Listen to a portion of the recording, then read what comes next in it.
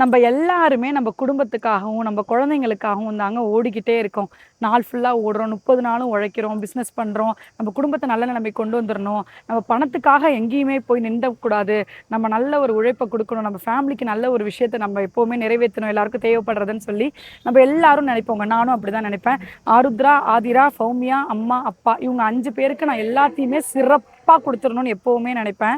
So அப்படியே நினைச்சு ஓடிக்கிட்டே இருக்கும்போது, என்ன ஆயிடுச்சுன்னா, ஒரு கட்டத்துக்கு மேல அவங்களலாம் நான் பார்த்துக்கலையோ, நம்ம பணமா குடுக்குறோம், தேவையானத செய்றோம், வெளில கூட்டு போலயோ, அவங்களுக்கு என்ன பிடிக்கும்னு கேட்கலையோன்னு எனக்கு ஒரு இது எப்பவுமே இருந்துட்டு இருக்கும். எல்லாமே செய்வேன். ஆனாலும் எனக்கு அந்த குறை இருந்துகிட்டே இருக்கும்.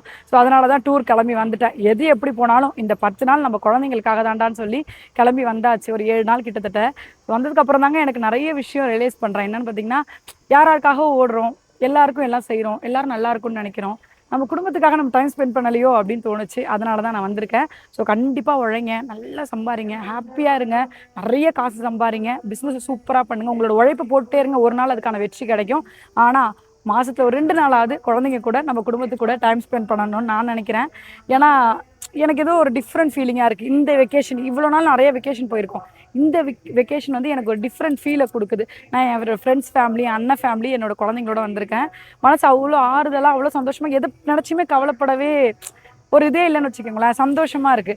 இதுலேருந்து என்ன நீ சொல்ல வரேன்னு கேட்டிங்கன்னா, குடும்பத்துக்காக கொஞ்சம் டைம் ஸ்பெண்ட் பண்ணுங்க. நம்ம குழந்தைங்க, நம்மள சுத்தி உள்ளவங்க ரொம்ப ரொம்ப முக்கியம். அடுத்தவங்களுக்கு செய்றதுக்கு முன்னாடி இவங்க எல்லாரும் திருப்தியா இருக்காங்களா? இவங்களுக்கு எல்லாமே கிடைக்குதா? இவங்கள நல்லா வச்சிருக்கோமான்னு யோசனை பண்ணிட்டு, அதுக்கப்புறமா வெளியில செய்யறத செய்யுங்கன்னு சொல்றேன். ஸோ ஹேப்பியா இருங்க, சந்தோஷமா இருங்க, நல்லதையே நினைங்க, நல்லது மட்டுமே நடக்கும்.